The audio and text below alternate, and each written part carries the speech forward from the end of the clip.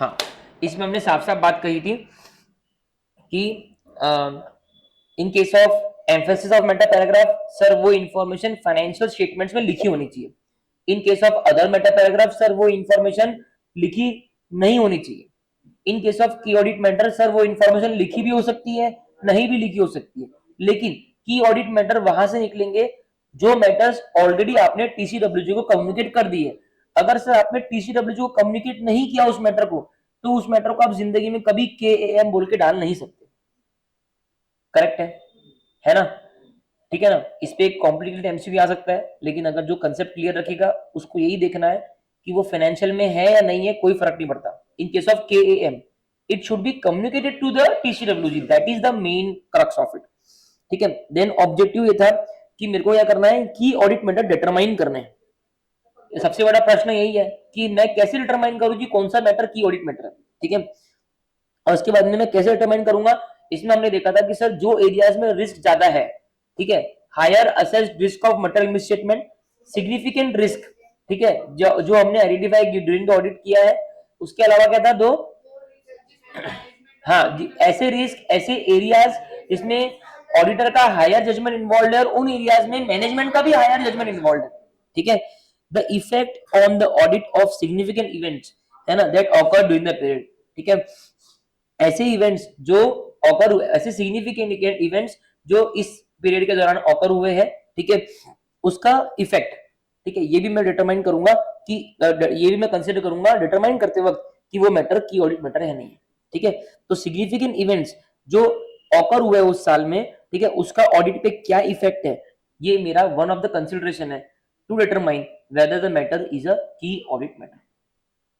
तो इसको अगर लर्न करेंगे, क्योंकि ये क्वेश्चन डेफिनेटली पूछ सकते हैं कि आप बताइए कैसे डिटरमाइन करेंगे कि अपने क्वेश्चन लिखा था अपन इसका, ठीक है, आप कैसे डिटरमाइन करेंगे कि कौन सा मैटर की ऑडिट मैटर है। तो हम बोलेंगे अगर वो मैटर ऐसी एरिया से है जो हायर असेट आरओएमएम है, या वो मैटर ऐसे रिस्क से जुड़ा हुआ है जो रिस्क सिग्निफिकेंट रिस्क है जो अपन ने ऑडिट के दौरान आइडेंटिफाई किया है, या फिर वो जो मैटर है वो ऐसी चीज को रिलेटेड है जहां पे हायर ऑडिटर जजमेंट इन्वॉल्व है। ठीक है, और उस मैटर को लेके मैनेजमेंट का भी जजमेंट बहुत हाई था। ठीक है, तो higher ROMM, significant risk, judgement, and last effect on audit. क्या? Effect on audit of significant event, effect of audit on significant event. ठीक है, ये चार चीजें आपको ध्यान में रखनी है। क्वेश्चन बहुत सरल है कि मैं कैसे डिटरमाइन करूंगा कि कौन सा मैटर की ऑडिट मैटर है। इंटर लेवल पे ये क्वेश्चन बहुत ज्यादा प्यारा बन जाता है अगर उनको पूछना है तो। ठीक है, ये बहुत ज्यादा इंपॉर्टेंट क्वेश्चन बन जाता है केएएम में। ठीक है, auditor shall determine which of the matters determined as stated above were of the most significance in the audit of FS of the current period and therefore are the key audit matters। इनसे निकले हुए जितने भी matters है उसमें से वो देख ले कि उसको क्या क्या सिग्निफिकेंट लगते हैं, और उसको वो की ऑडिट मैटर बोल के जो है अपने ऑडिट रिपोर्ट में डाल सकता है। ठीक है, अब आता है कम्युनिकेटिंग की ऑडिट मैटर। देखो कितना सही है। सबसे पहला बोल दिया की ऑडिट मैटर क्या है। अपना मैप का क्या हुआ, बना है, तो ये अलग है केएम, नया हेडिंग आ गया केएम का। वेरी गुड, 701, यस, आगे बोलू। केएम का पहला पार्ट है डेफिनेशन, दूसरा पार्ट है सर पहले पहले मेरे को बताओ कि केएम में कैसे बनाऊं, कौन केएम है ये मैं कैसे डिटरमाइन करूं, पहले वो बताओ, है ना। उसके बाद में चल मैंने डिटरमाइन कर लिया, है ना, अब मेरे पास में ये 10-12 केएम आ गए। अब क्या करना है, द ऑडिटर शेल डिस्क्राइब, क्या करना है ऑडिटर को, डिस्क्राइब करना है ईच की ऑडिट मैटर। क्या करना है ऑडिटर को, डिस्क्राइब करना है ईच की ऑडिट मैटर, हर एक की ऑडिट मैटर उसको डिस्क्राइब करना है। ठीक है, यूजिंग एन अप्रोप्रिएट सब heading in separate section of the auditors report, जैसा अपन ने ईयूएम के लिए किया था, अंडर द हेडिंग केएएम, है ना। ऑडिटर रिपोर्ट में एक सेपरेट सेक्शन बनेगा, उसकी हेडिंग रहेगी की ऑडिट मैटर, और वहां उसको ये सिग्निफिकेंट मैटर्स डिस्क्राइब करना है। क्लियर है? The introductory language in this section of the auditors report shell state that, ये सेक्शन की जो इंट्रोडक्टरी लैंग्वेज है उनमें क्या आना चाहिए, दो चीज आना चाहिए ध्यान से। पहला कि key audit matter are those matters that in the auditor's professional judgement were of most significance in the audit of financial statements. पहली चीज तो आप जब केएम का सेक्शन बना रहे हो ऑडिट रिपोर्ट्स में, वहां पे आपको सारे सिग्निफिकेंट मैटर डिस्क्राइब करना है। तो वहां पे आपकी इंट्रोडक्टरी लैंग्वेज जो रहेगी वो ये रहेगी कि पहले बात बता दो केएम क्या है, ताकि जो पढ़ने वाले हैं उनको समझ में आएगी केएम क्या। तुम सीए हो, सब सीए है क्या? तो वहां पे लिखो पहले कि key audit matter are the matters which in auditor's professional judgement, ये नहीं लिखा तो जीरो मिलेगा, which in auditors professional judgment were of most significance in the course of audit, and these matters were addressed in the context of audit of the financial statements as a whole and informing the auditor's opinion thereon। बहुत ही प्यारा point है। अब क्या होता है, बहुत बार क्या होता है, यूजर जो है ना, उसको लगता है कि की ऑडिट मैटर के कारण, ठीक है, कुछ तो गड़बड़ हुई है, की ऑडिट मैटर के कारण क्या ये एफएस बराबर नहीं है ना, क्या हमको इसमें इन्वेस्ट नहीं करना चाहिए, थोड़ा लोग फंबल करते हैं। तो गवर्नमेंट ने बोला है तू उसमें डेफिनेशन भी लिख दे और ये भी लिख कि तूने ऑडिट के दौरान ये की ऑडिट मैटर्स को कंसीडर किया है ना, ओपिनियन बनाते दौरान भी तूने की ऑडिट मैटर को कंसीडर किया है। ऐसा नहीं कि तूने इनको नजरअंदाज कर दिया या इनको सेपरेटली ट्रीट कर रहा, नहीं, ऑडिट के दौरान भी इनको अपन ने कंसीडर किया, ओपिनियन फॉर्म करते करते भी इनको ध्यान में रखा कि कहीं हमें ओपिनियन मॉडिफाई तो नहीं करना इनके रिगार्ड्स में, है ना, और फिर जाके मैंने मेरा ओपिनियन बनाया। तो ऐसा मत समझना कि केएम के कारण मैं ओपिनियन को मॉडिफाई कर रहा हूं, केएम मैं सिर्फ आपको बता रहा हूं और मैंने इन चीजों को ऑडिट के दौरान कंसीडर करी है, मैंने इन चीजों को ओपिनियन बनाते दौरान भी कंसीडर किया है।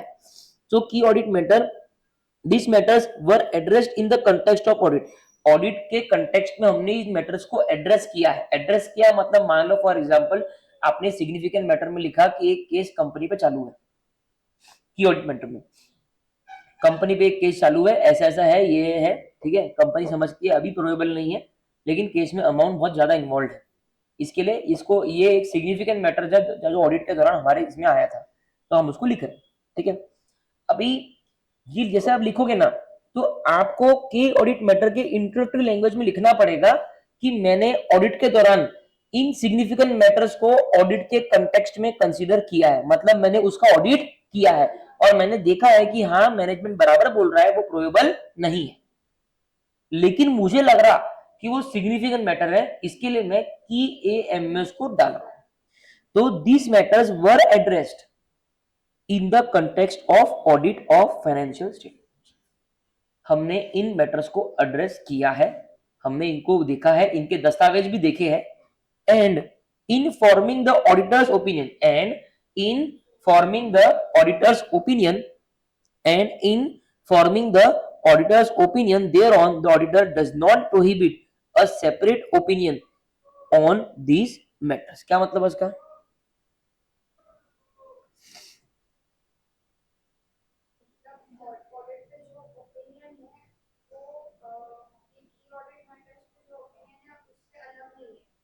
नहीं, वो साफ साफ बोल रहा है कि मैं सिर्फ केएएम में आपको सिग्निफिकेंट मैटर्स की लिस्ट दे रहा हूं, मैं इन पे कोई ओपिनियन नहीं दे रहा हूं, ठीक है। मैं तीन चीजें आपको समझा रहा हूं, ये ऑडिटर बोल रहा है यूजर्स को इंट्रोडक्टरी लैंग्वेज में, काहे की केएएम सेक्शन की, जो सेक्शन कहा होगा ऑडिटर रिपोर्ट में होगा।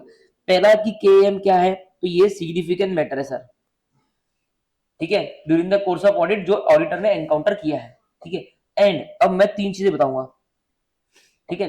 पहली मैं ये बता रहा हूं कि दिस मैटर्स वर एड्रेस्ड, मैंने इनको एड्रेस किया था, इनको बराबर देखा है।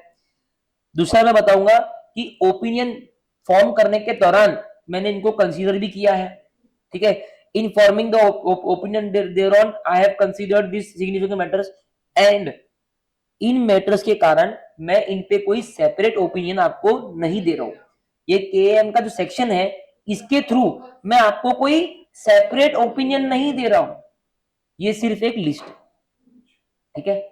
तो वर एड्रेस्ड बोलो, वर एड्रेस्ड, उसके बाद में considered while forming opinion, does not provide separate opinion, वापस से consider were addressed, second considered while forming opinion, third does not provide separate opinion. समझ में आ रहा कि नोट्स कैसे बनने वाले इसके, ठीक है। ये इंट्रोडक्टरी इसकी लैंग्वेज है, ठीक है। सेक्शन। तो ये मेरा हो गया दूसरा क्वेश्चन केएएम का। ठीक है, पहला था कि मैं केएएम कैसे आइडेंटिफाई करूं, उसमें 4 पॉइंट थे। मेरे को हायर असेस्ड आरओएमएम देखना है, और मेरे को सिग्निफिकेंट रिस्क जो आइडेंटिफाई ऑडिट के दौरान वो देखना है। उसके अलावा ऐसी एरिया जहां पे जजमेंट, ठीक है, areas which involve higher auditor judgement and correspondingly higher management judgement also. उसके बाद में मैं देखूंगा significance effect on audit of significant event and transaction. ठीक है, उसके बाद में कम्युनिकेट, कम्युनिकेट करते हैं तो बोलूंगा कि एक सेपरेट हेडिंग रहेगी, और वो हेडिंग की इंट्रोडक्टरी लैंग्वेज क्या रहेगी, डेफिनेशन, और तीन चीजें क्या है कि were addressed considered while forming opinion and does not provide separate opinion. मजा आ गया। ठीक है, आगे communicating key audit matter not a substitute for disclosure in the financial statement. कुछ याद आ रहा क्या का एम्फेसिस ऑफ मैटर में बोला था नॉट अ सब्स्टिट्यूट फॉर, पीछे मुड़ के देखो किसकी सब्स्टिट्यूट किस लिए था।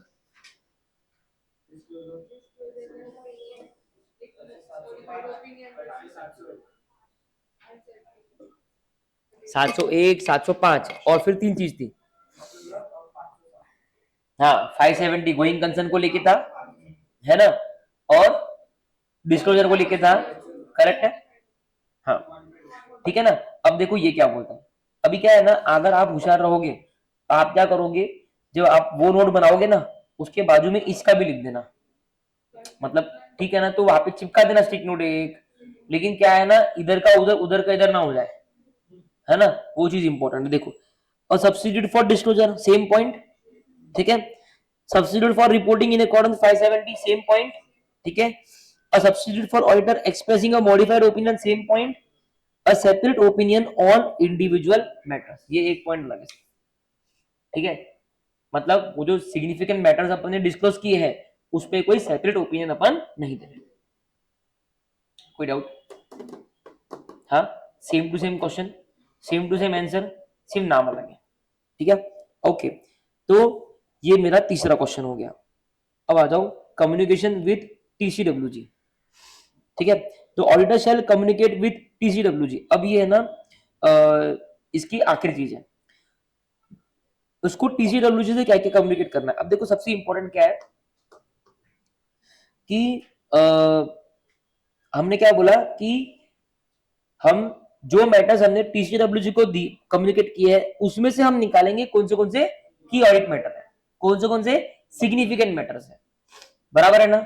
अब ये क्या बोल रहा है, कम्युनिकेशन विद टीसीडब्ल्यूजी, समझना, the auditor shall communicate with TCWG क्या, those matters the auditor has determined to be the key audit matter, है ना। सर मैंने आपको है ना ये 10 मैटर बताए थे, आपको याद होगा, हाँ हाँ याद है सर, इसमें से ना ये मैटर ये मैटर ये मैटर, ये 3 मैटर को सर मैं केएएम बोल रहा हूँ, और ये 701 के हिसाब से एक सेपरेट हेडिंग में मेरे ऑडिट रिपोर्ट में जाने वाला है।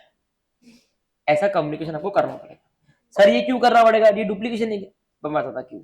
तेरी मर्जी नहीं चलेगी, तेरी मर्जी नहीं चलेगी कि तेरे मन में आया और केएम में लिखे जा रहा, it affects the goodwill of the entity.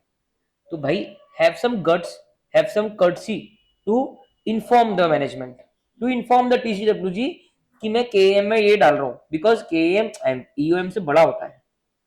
ऐसे ऐसे आग बंद करके डाल दिया, वो एरोगेंस चलेगा नहीं। ठीक है, सो उसके अलावा if applicable depending on the facts and circumstances of the entity, the audit, the auditor's determination that there are no key audit matters to communicate in the audit report। क्या मतलब है इसका? परीक्षित बताएगा क्या मतलब है, मेरे को लगता है परीक्षित ही बता पाएगा।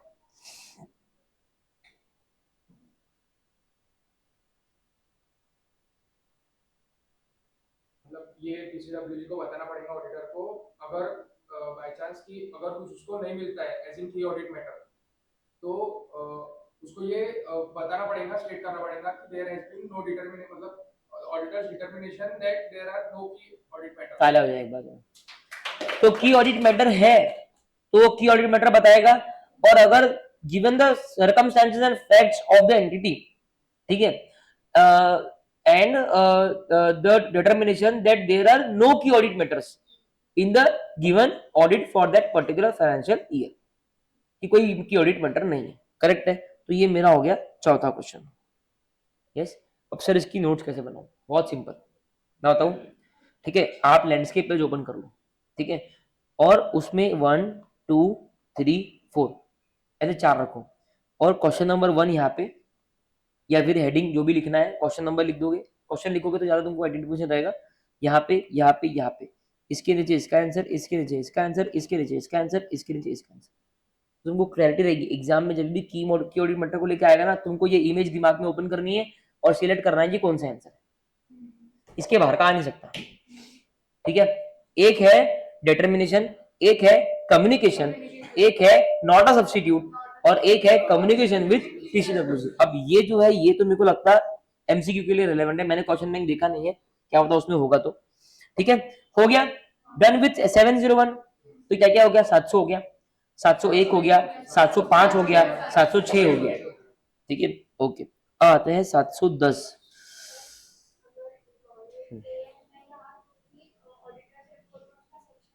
आएगा आएगा, कंपलसरी सेक्शन है। KAM is a compulsory section, while emphasis और मेटा पैराग्राफ और वो कंपलसरी सेक्शन नहीं है, लेकिन KAM is a compulsory section. ठीक है, तो आप लिख दोगे वहां पे कि there are no key audit matters करके ऐसा। ठीक है, ओके। चलो अब मैं चालू करता हूं अगला ऐसे। इसके बाद में क्या बचता है? ज्वाइंट ऑडिट और फिर कारो। ओहो हो, कौन है? हाँ हाँ, कौन से वाले पे? हाँ ना, 6 नंबर पे ना। हाँ, ज्वाइंट ऑडिट। पहले ज्वाइंट ऑडिट करोगे, कंपैरेटिव कल करोगे? चलो पहले इधर आ जाओ। कंपैरेटिव मैं इसलिए क्योंकि मेरे को कंपैरेटिव के लिए ना कुछ लाना था आपके लिए। ये थोड़ा सा ना टिपिकल ऐसे है, मतलब मैं बोलूंगा डिफिकल्ट नहीं बोलता मैं, मतलब थोड़ा सा हाई डिफिकल्ट है, थोड़ा सा कॉम्प्लिकेटेड है, थोड़े ज्यादा क्वेश्चंस है 710 पे। तो अपन करते हैं। ठीक है, उसके लिए थोड़ी मेरे को कुछ एग्जांपल्स वगैरह लाना था आप लोगों के लिए। ठीक है, तो audit of branch office accounts करते हैं पहले। Audit of branch office accounts, ये एक नया कंसेप्ट है। ठीक है, 701 के बाद में ये वाला मैप बनाना, ब्रांच ऑफिस अकाउंट्स। ठीक है, सुनो, फॉर बेटर अंडरस्टैंडिंग। अच्छा, ब्रांच ऑफिस मतलब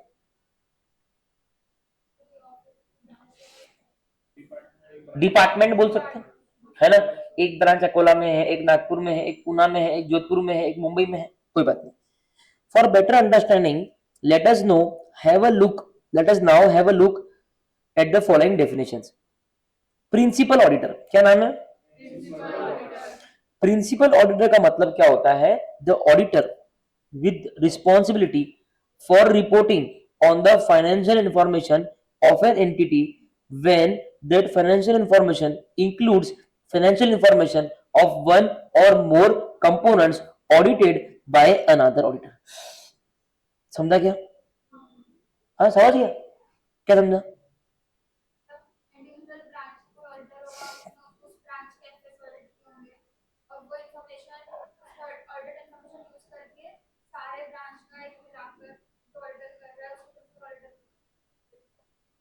पहले बता दो एक बार तो। ठीक है, मैं आपको डायग्राम बताता हूँ। ठीक है, जो मैं बता रहा हूँ ना ऐसे ही आपको इसको याद रखना है। ठीक है, एक आप पकड़ो कि रिलायंस लिमिटेड है। हाँ, रिलायंस लिमिटेड की 3 सब्सिडी है। ठीक है, आरएफएल, आरपीएल और आर जे एल। ठीक है, आरएफएल मतलब रिलायंस फैशन लिमिटेड, आरपीएल मतलब रिलायंस पावर लिमिटेड, आरजे मतलब रिलायंस जियो लिमिटेड। ठीक है, अभी रिलायंस लिमिटेड जो पेरेंट कंपनी है, कौन है ये? Parent company. इसके ऑडिटर थे A B C and company CA firm. ठीक है, आरएफएल के हैं बी सॉरी आरएफएल के है डी एंड कंपनी, आरपीएल के है ई एंड कंपनी, आरजेएल के है एफ एंड कंपनी। अभी ये जो सब्सिडरी है इन्होंने इसका ऑडिट किया है, इन्होंने इसका ऑडिट किया है, इन्होंने इसका ऑडिट किया है। रिलायंस का ऑडिट किया है एबीसी ने। अब पता है रिलायंस के दो तरह के बनते हैं स्टेटमेंट, एक बनेगा स्टैंड अलोन फाइनेंशियल स्टेटमेंट्स, एक बनेगा consolidated financial statements. Stand alone में सिर्फ रिलायंस का होगा, ओनली रिलायंस, सब्सिडरी का नहीं होगा। रिलायंस ने कैसे परफॉर्म किया वो होगा, करेक्ट है। सीएफएस में रिलायंस का तो होगा ही होगा, प्लस आरएफएल का भी होगा, आरजेएल का भी होगा और आरपीएल का भी होगा। तो ये मिला के बनेंगे आपके सीएफएस, करेक्ट है। अब ये जो सीएफएस है ना, मतलब फॉर एग्जांपल अगर मैं बात करता हूं पीपीई की, है ना, रिलायंस, आरएफएल, आरपीएल और आरजेएल,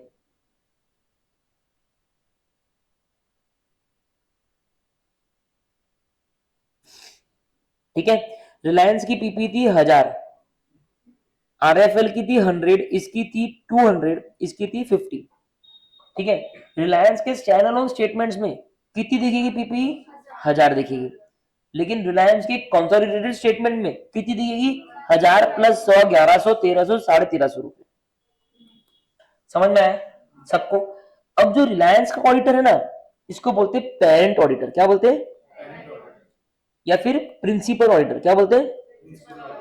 ये ऑडिटर का पता है क्या काम है? इसको तो इसका ऑडिट तो करना ही है, प्लस इसको ये जो सीएफएस बन रहा है ना उसका भी ऑडिट करना है। अब यार दुविधा क्या हो रही थी कि प्रिंसिपल ऑडिटर क्या बोल रहा था, देख रिलायंस का तो मैं कर रहा हूं तो मुझे पता है क्या करना है, ठीक है, मैं मेरे को कोई आपत्ति नहीं है। लेकिन आरएफएल, आरपीएल और आरजीएल इनका ऑडिटर मैं नहीं था, तो मैंने ऑडिट किया है क्या? तो तुम मेरे को साइन करने क्यों बोल रहे हो?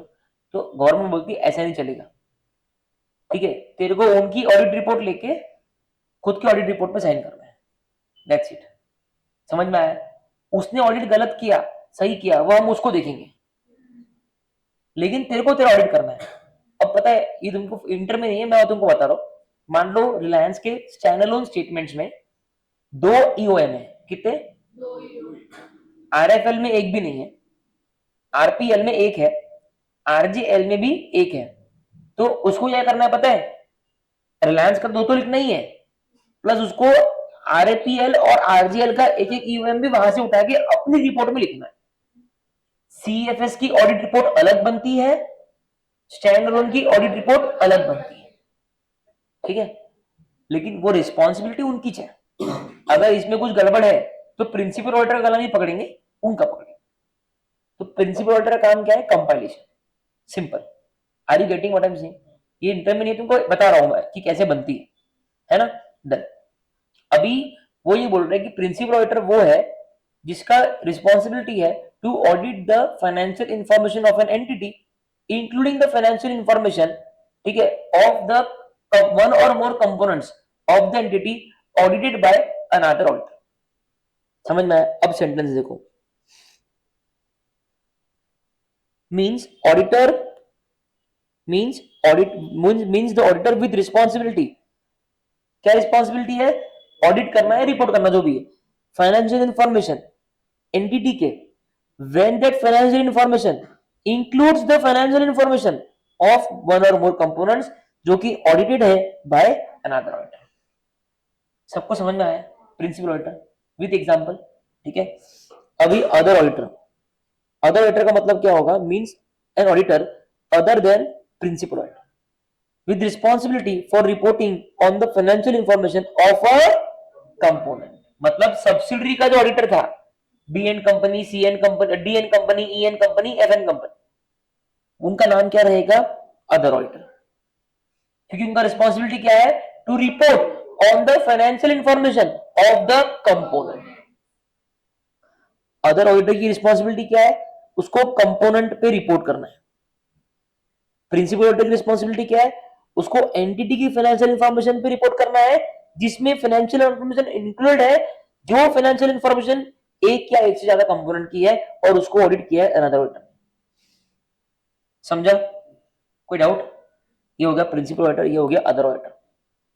ठीक है। अब देखो कंपोनेंट, कंपोनेंट का मतलब एक डिवीजन, ब्रांच, सब्सिडरी, जेवी, एसोसिएट एंटरप्राइज या फिर अदर एंटिटी जिसके फाइनेंशियल इंफॉर्मेशन इंक्लूड होते हैं फाइनेंशियल इंफॉर्मेशन में जो प्रिंसिपल ऑडिटर ऑडिट करता है, जो प्रिंसिपल ऑडिटर ऑडिट करता है, मतलब पेरेंट, मतलब पेरेंट। ठीक है, तो सिंपल सी बात करूं तो यहाँ पे ये कंपोनेंट्स हैं, कौन कौन? RFL is a component, RPL is a component and RGL is a component. ठीक है, क्योंकि इनकी पेरेंट का ऑडिट कर रहा है प्रिंसिपल ऑडिटर। समझ में आ रहा? ठीक है, ये हो गए 3 definition, not so relevant, irrelevant for MCQs. ठीक है, लेकिन समझना जरूरी है। ये बताइए, आपको पूरा की पूरा चैप्टर है अकाउंट्स में,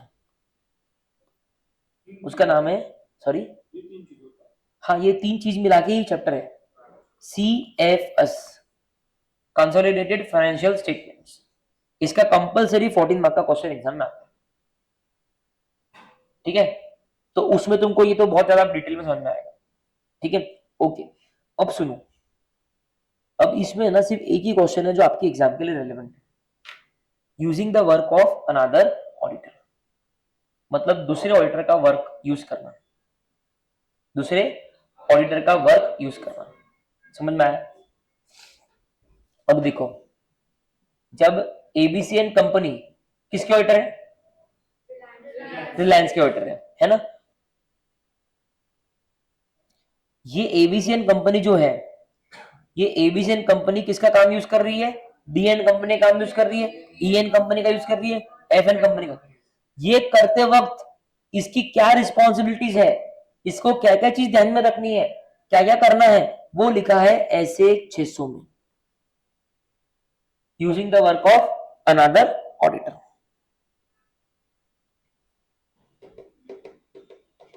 कोई डाउट?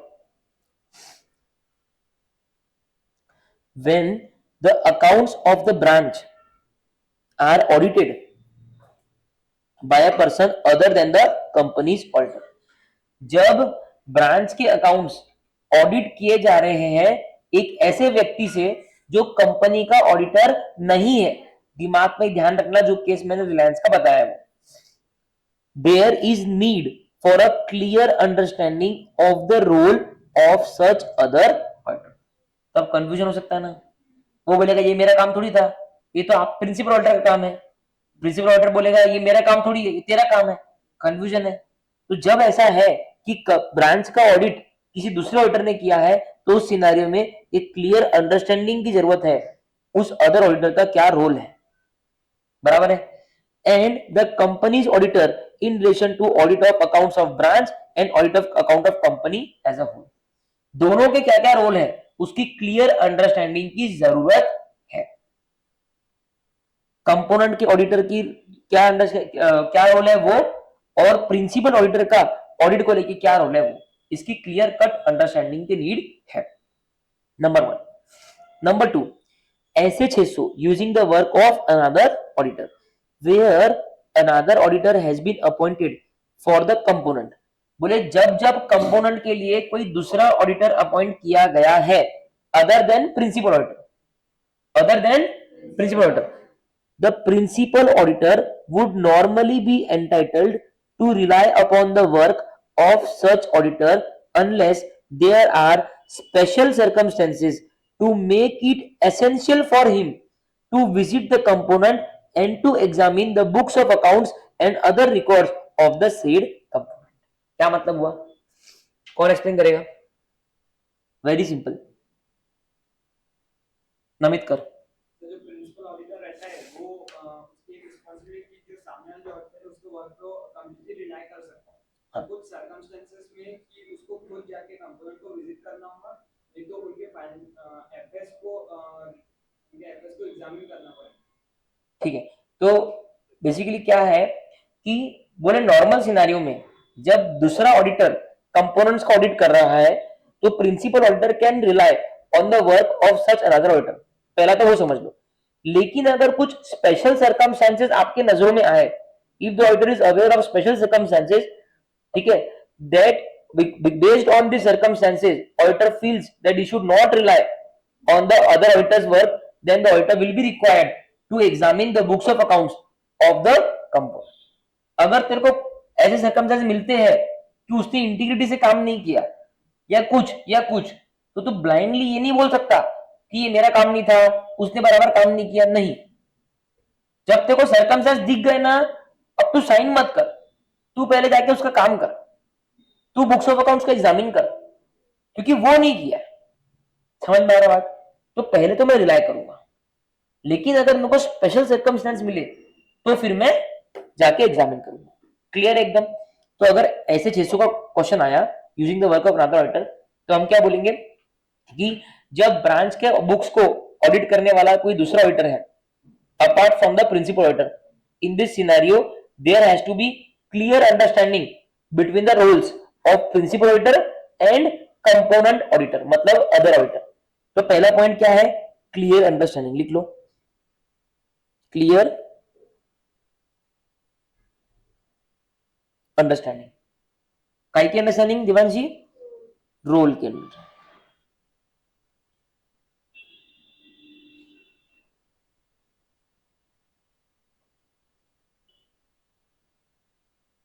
ठीक है,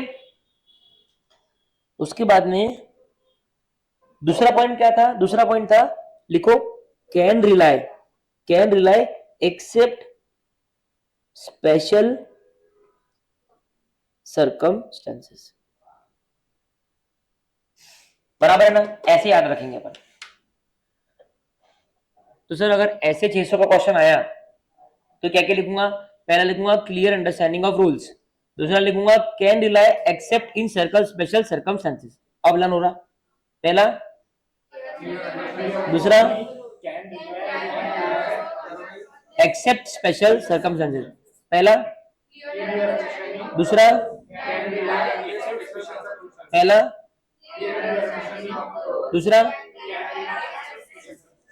principal auditor should perform procedures to obtain sufficient audit evidence that work of other auditor is adequate for the principal auditor's purposes। क्या मतलब है?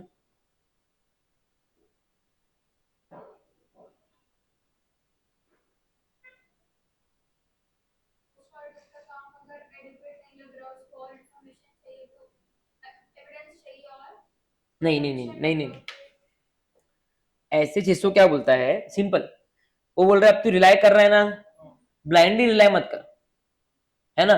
तेरे को स्पेशल सर्कमस्टेंस कब मिलेंगे? जब तू प्रोसीजर लगाएगा। ठीक हो गया? आगे ऐसे तेरे सामने दिखेंगे क्या? तो बोलता है कि प्रिंसिपल ऑडिटर को प्रोसीजर लगाना है और प्रोसीजर लगा के उसको ऑडिट एविडेंस ऑब्टेन करना है कि जो अदर ऑडिटर का वर्क है वो प्रिंसिपल ऑडिटर के वर्क के लिए एडिक्वेट है ना? मतलब उसने सही तरीके से काम किया, उसका तुझे एक हल्का फुल्का एविडेंस लेना पड़ेगा। So principal auditor should perform procedures, यहां पे काट दो, शुड काय के लिए? टू ऑब्टेन एविडेंस, काय के लिए? कि जो अदर ऑडिटर का वर्क है वो एडिक्वेट है for principal auditor's purposes, principal auditor के पर्पस के लिए एडिक्वेट है in the context of specific assignment. जो भी असाइनमेंट वो कर रहा है, मतलब ऑडिट कर रहा है, उसके कंटेक्स्ट में, उसके पर्पस के लिए अदर ऑडिटर का काम बराबर है या नहीं है, एडिक्वेट है या नहीं, लिखो। उसके बाद में लिखो परफॉर्म प्रोसीजर।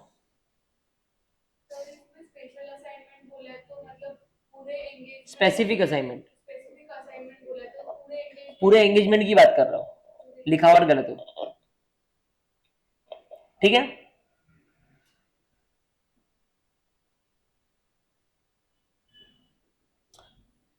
ओके। पूरे एंगेजमेंट में कोई भी चीज होगी ना, इन्वेंट्री होगी, जब वो फिजिकल वेरिफिकेशन कर रहा है तो वो भी कर रहा है, ठीक है? तो वो इसको यूज करने वाला है ना, इसके सीएफएस में तो पूरी इन्वेंट्री आने वाली है।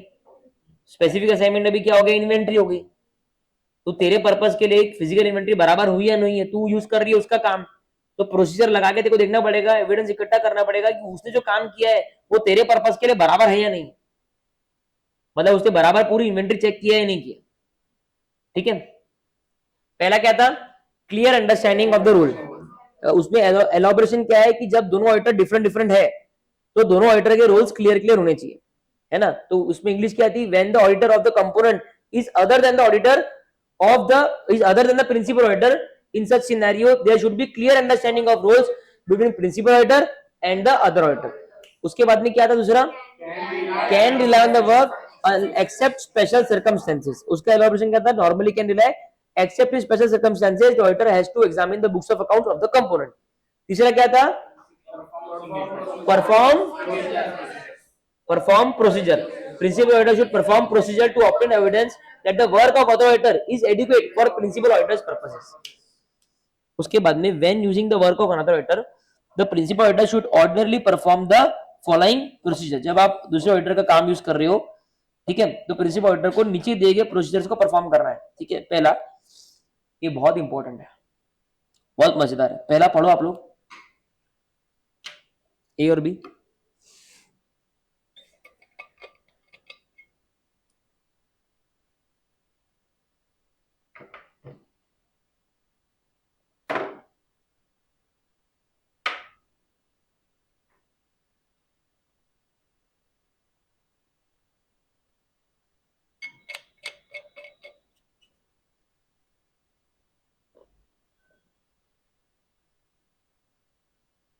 पहला कौन एक्सप्लेन करेगा, करती की भूमि?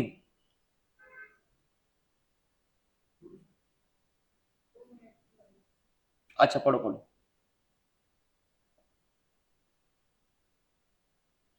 वो क्या बोल रहा है कि जब प्रिंसिपल ऑडिटर अनदर ऑडिटर के काम को यूज कर रहा है ना, अब जब तेरे को पता ही है, देख कितना लॉजिकल पॉइंट है, तेरे को पता है दूसरे काम को यूज करने वाला है ना, तेरे को पता है काम को यूज करने वाला है, तो तेरे को प्रोसीजर भी लेने हैं कि उसने जो काम किया है प्रोसीजर भी कर यूज अप्लाई करने हैं एविडेंस ऑब्टेन करने के लिए कि उसने जो काम किया है वो तेरे पर्पस के लिए सफिशिएंट, मतलब बराबर एडिक्वेट है या नहीं है। प्लस तेरे को क्लियर अंडरस्टैंडिंग ऑफ रोल्स भी रखनी है, ठीक है। प्लस तेरे को रिलाई भी करना है उसके काम पे, और अगर कोई स्पेशल सर्कमस्टेंस रहे कि तू रिलाई ना कर पाए तो तेरे को खुद जाके एग्जामिन करना है। ये सब झंझट इन्वॉल्व है। तो तू क्या कर, पहले से ही उससे बात कर ले कि भैया तू जो काम करेगा ना, तेरे काम को मैं ऐसे ऐसे यूज करने वाला हूं, ताकि उसको पता चले कि उसको कैसे काम करना है, ताकि ऐसा हो ही ना कि तुमको जाके बुक्स को एग्जामिन करना पड़ा।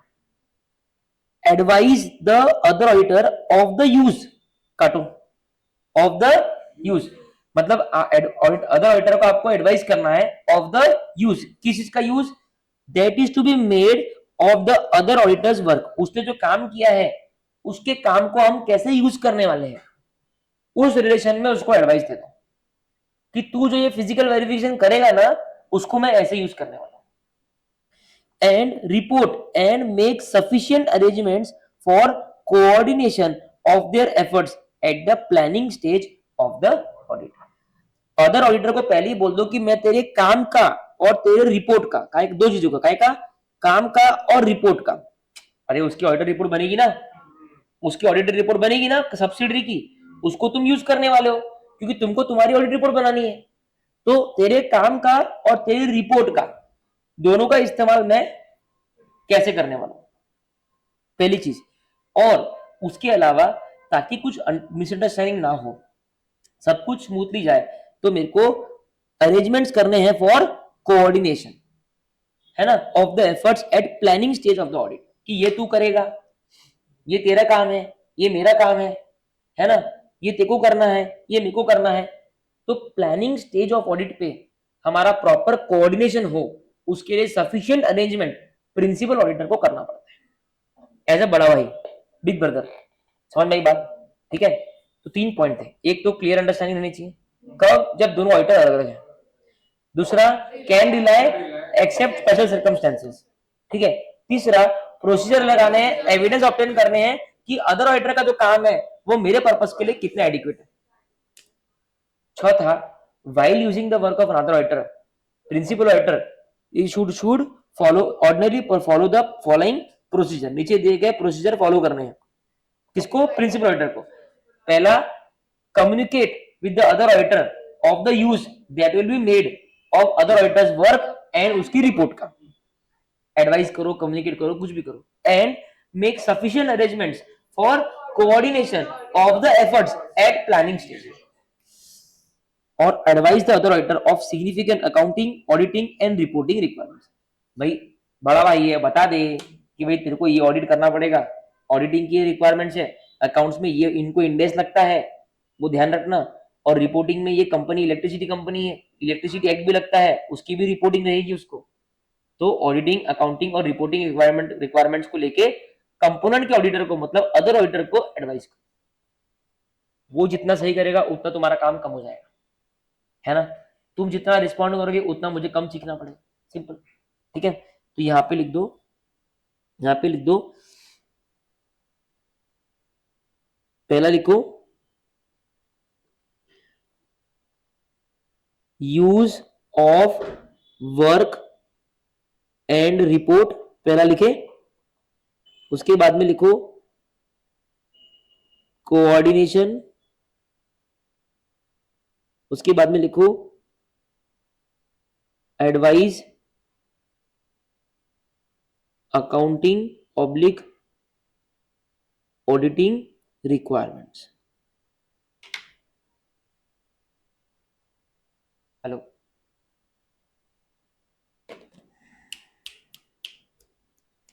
डन। ऐसे 600 एकदम प्यार पूर्वक खत्म हो गया, ठीक है। ये हेड्स ध्यान में रखेंगे, पूरा सेंटेंस ध्यान में आ जाएगा, ठीक है। इजी है लर्निंग। अब आ जाओ ऐसे 299। हमारे पास में आज के आखिरी 15 मिनट है। आज मैं सोच रहा हूँ सेशन को थोड़ा एक्सटेंड कर लूं और आपको कारो भी सिखा दूं, ये वाला। देखते हैं, पहले ये तो करते हैं, टाइमर ऑफ 15 मिनट्स, ठीक है। ज्वाइंट ऑडिट ऐसे 299, एक और नया ऐसे आपकी झोली में 299, ठीक है। In specific terms advantages that flow may be the following. काय के advantages? Joint audit. Joint audit का मतलब क्या होता है? क्या बात है, दो ऑडिटर मिलके एक ही कंपनी का ऑडिट कर रहे हैं। तो अब रिलायंस इतनी बड़ी कंपनी है, पॉसिबल है कि एक ऑडिटर को इतना ऑडिट करना, ठीक है। तो दो ऑडिटर लगते हैं इस पे। एक लग रहा है एबीसीएन कंपनी, एक लगा है डीईएफएन कंपनी। एक मिहान में दो तलवार दिखती है क्या? Clashes, there will be clashes, ego clashes, cold war, ठीक है।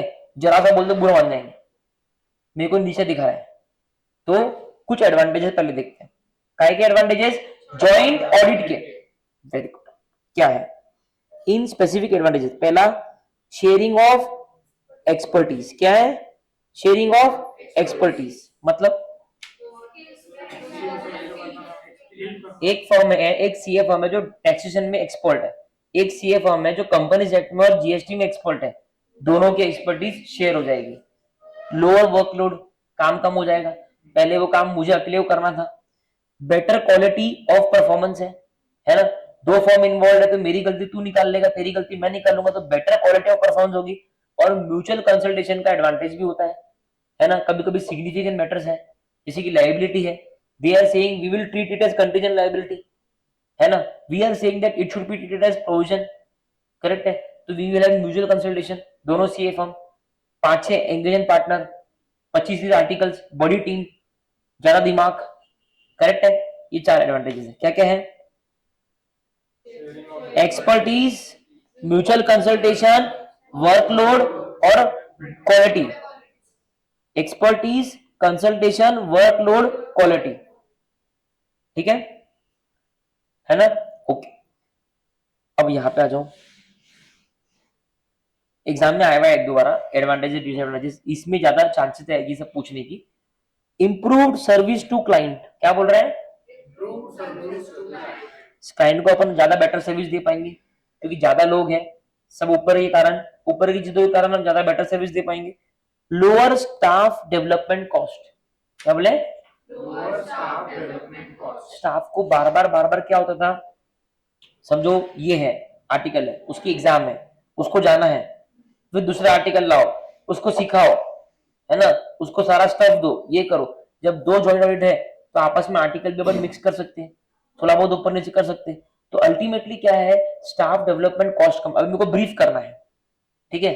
मैं 10 को ब्रीफ करूं या 20 को ब्रीफ करूं, ट्रेनर एक ही है, वो ट्रेनर का चार्जेस एक ही है, सामने 20 लोग बैठे, 50 बैठे, 500 बैठे, शेयर हो जाएगा ना कॉस्ट, समझा? तो lower staff development cost, lower cost to carry out the work, काम करने में पैसा कम लगेगा, lower cost to carry out the work. अरे भाई कहीं भी जाना है, शेयरिंग टैक्सी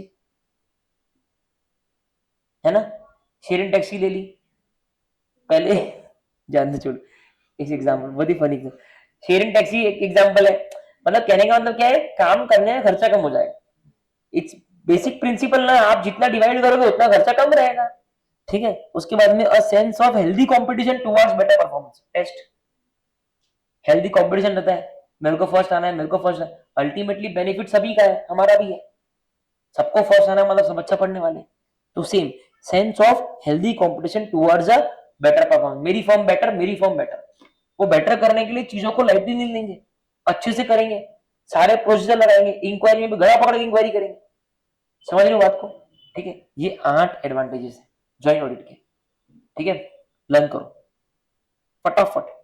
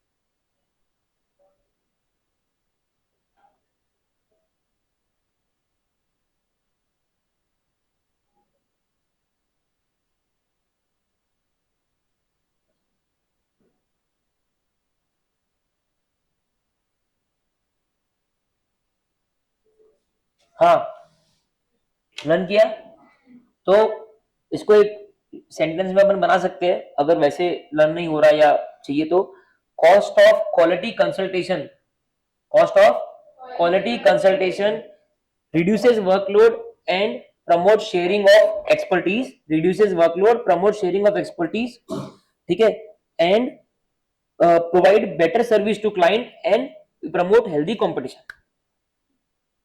ठीक है। 2 पॉइंट कॉस्ट के, शेयरिंग ऑफ कॉस्ट और lower staff development cost, 2 point cost के हैं।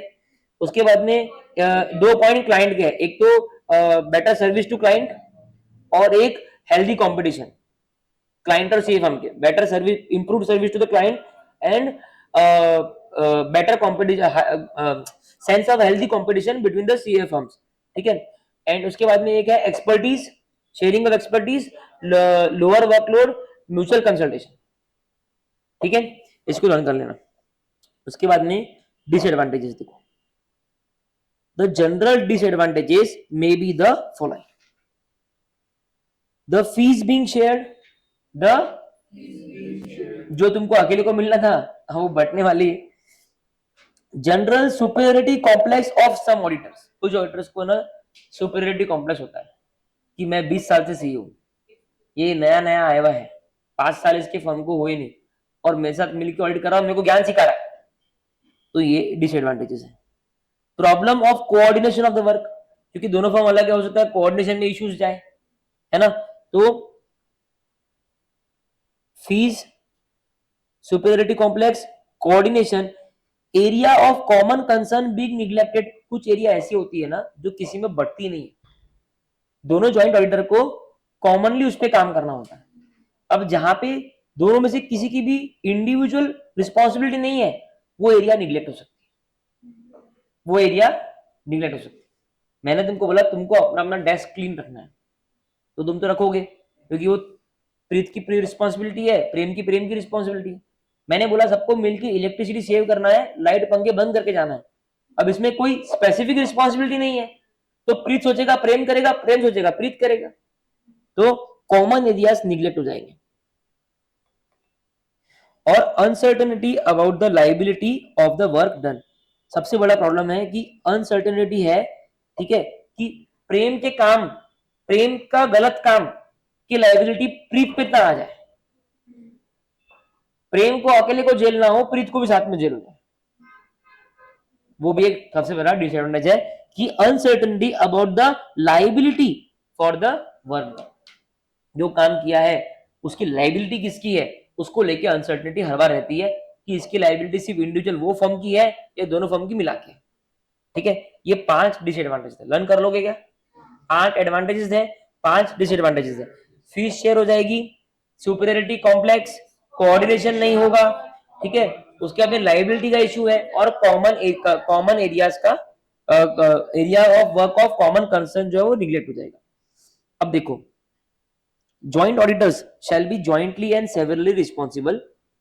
कुछ चीजों के लिए ये लोग ज्वाइंटली रिस्पॉन्सिबल रहेंगे, इंडिविजुअली रिस्पॉन्सिबल नहीं रहेंगे, मतलब ज्वाइंटली रहेंगे, दोनों की रिस्पॉन्सिबिलिटी। पहला, the audit work which is not divided among the joint auditors. ऐसे ऑडिट वर्क जो ज्वाइंट ऑडिटर्स में डिवाइड नहीं हो, मैंने बोला ना अभी, कुछ एरिया कॉमन रहेंगे, करेक्ट है, तो कॉमन एरियाज के लिए वो लोग दोनों रिस्पॉन्सिबल रहेंगे, they are jointly and severally responsible. मान लो for example format of balance sheet PNL, कि क्लाइंट ने सही फॉर्मेट में बैलेंस शीट पीएनएल बनाया है कि, ठीक है, ये एरिया किसी में डिवाइड नहीं हुई, ये कॉमन एरिया है, ठीक है, तो अब इस पे ये लोग ज्वाइंटली एंड सेवरली रिस्पॉन्सिबल है। अगर उसमें कल कुछ गलती निकली, दोनों गए। तो audit work which is not divided, ऐसे ऑडिट वर्क जो डिवाइड नहीं हुए हैं, तो इन ऑडिट वर्क के लिए वो लोग ज्वाइंटली एंड सेवरली रिस्पॉन्सिबल।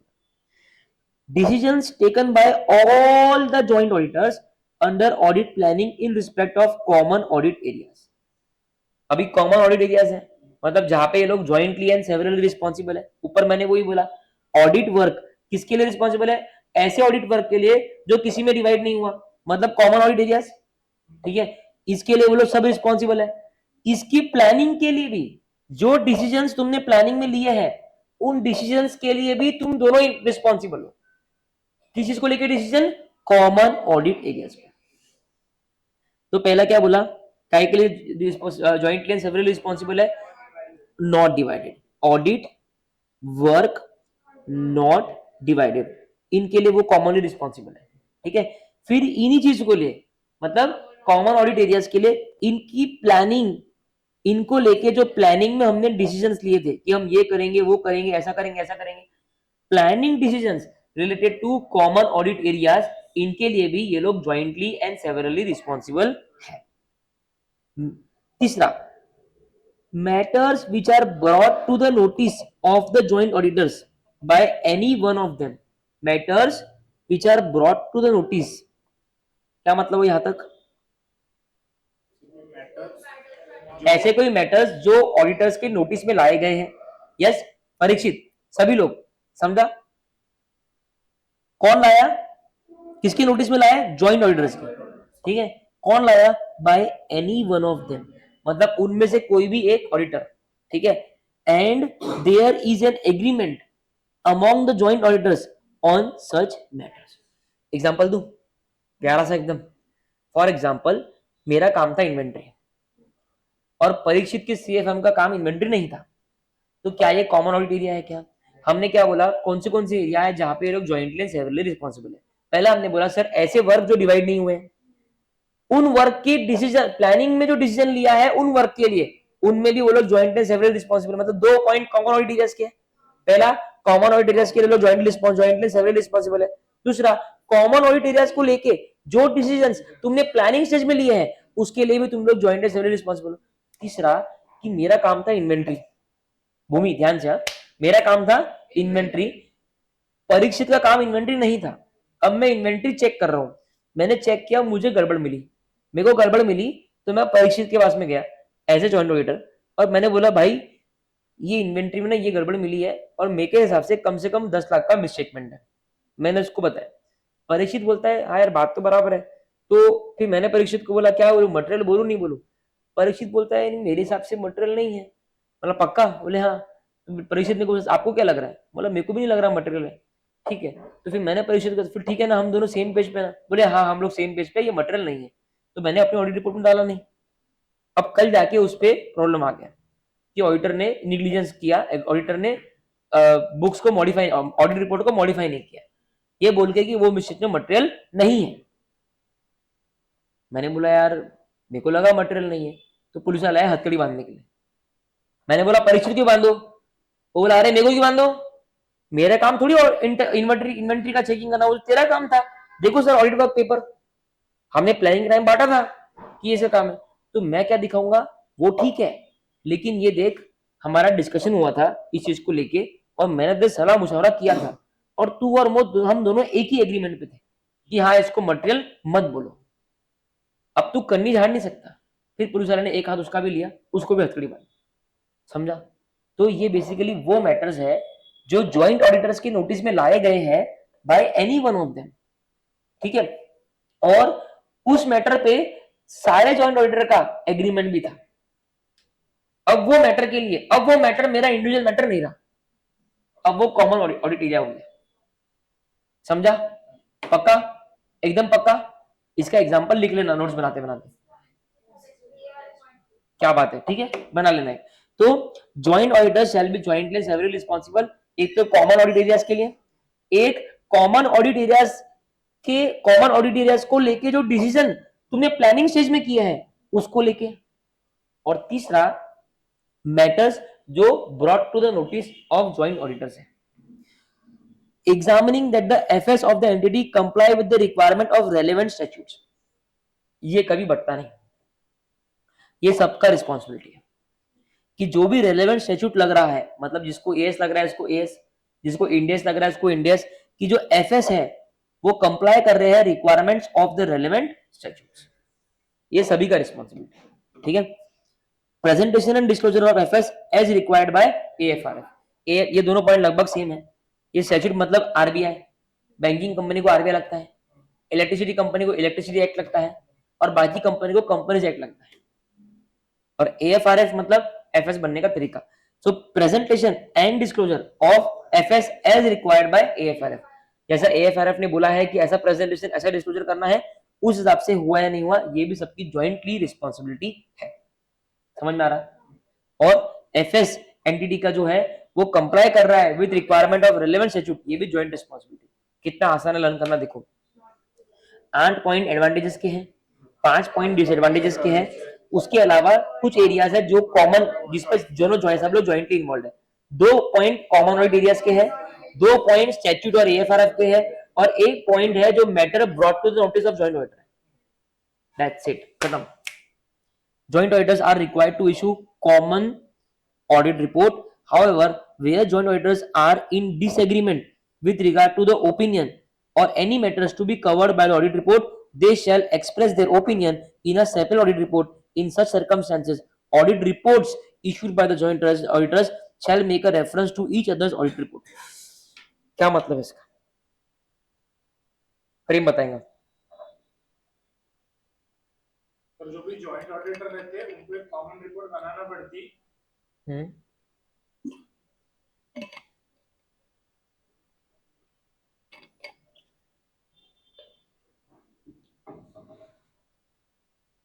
तो सर जब भी कोई जॉइंट ऑडिटर एक डिसएग्रीमेंट में रहते, उनके ओपिनियन से लेके जो भी ऑडिट रिपोर्ट में कवर हुआ लाइक कोई ऑडिटर दूसरे ऑडिटर के ओपिनियन से कन्विंस नहीं है, इन सब सर्कमस्टेंसेस ऑडिटर, और वैसे सर्कमस्टेंसेस में फिर वो जॉइंट ऑडिटर ने उसकी रेफरेंस देना चाहिए वो रिपोर्ट के लिए रिलेटेड। आधा बोला आपने, सही बोला, बता रहा था एटलीस्ट यू ट्राइड। ठीक है, तो वैसे तो कॉमन रिपोर्ट जाती है, लेकिन जैसा उसने बोला कि अगर कोई डिसएग्रीमेंट है ओपिनियन को लेके, ठीक है, तो अपनी अपनी अलग अलग रिपोर्ट जो मारापीटी मत करो, लेकिन अपनी अपनी अलग अलग रिपोर्ट में मैं इशिका की रिपोर्ट का रेफरेंस दे दूंगा कि इशिका की रिपोर्ट भी पढ़ लेना, वो भी हमारे जॉइंट ऑडिटर थी, और इशिका अपनी रिपोर्ट में मेरा रेफरेंस दे देंगी, शुभम सर की रिपोर्ट भी पढ़ लेना, वो भी जॉइंट ऑडिटर थी। समझ में आया? ये एमसीक्यू के लिए बहुत इंपॉर्टेंट पॉइंट है। ठीक है, तो आपको 3 क्वेश्चन लिखना है जॉइंट ऑडिटर के, अपनी बुक में लिख लेना ड्राफ्ट करके, simple simple questions, plain single line question लिख देना, कोई प्रॉब्लम नहीं है। उसके अलावा 701 में 4 क्वेश्चन है कि 3 क्वेश्चन है शायद की ऑडिट मैटर में। पहला आइडेंटिफाई, दूसरा कम्युनिकेट, तीसरा सब्स्टिट्यूट नहीं है, चौथा टीसीडब्ल्यूजी कम्युनिकेट करना है, अगर है तो वो, नहीं है तो वो, 4। ठीक है, ऐसा बना लेना। करेक्ट। अब देखो अपने को है ना ये चैप्टर में 2 चीजें करनी है। एक ये है नया आइटम कारो, ठीक है, वेरी इंटरेस्टिंग, वेरी इंपॉर्टेंट। ठीक है, और एक हाँ है ना, इसके बहुत सारे क्वेश्चंस हैं। और एक है 710 कंपैरेटिव ऑडिट स्टेटमेंट्स। ठीक है ना, 2। ठीक है, तो मैं तुमको ये दोनों करा दूंगा और अपना क्लास खत्म हो जाएगा। लेकिन मैं तुमको पहले करो, अभी आज थर्सडे है ना, शुक्र और शनिवार को हम ये दोनों खत्म करने वाले हैं। ठीक है, नो मैटर कि हमको क्लास 1 घंटे में एंड होगी या 1.5 घंटे में होगी या 1.25 घंटे में होगी या 2 घंटे में होगी। ठीक है ना, लेकिन हम कल और परसों ये 2 टॉपिक खत्म कर देंगे। वैसे दोनों को 2 क्लास इनफ है।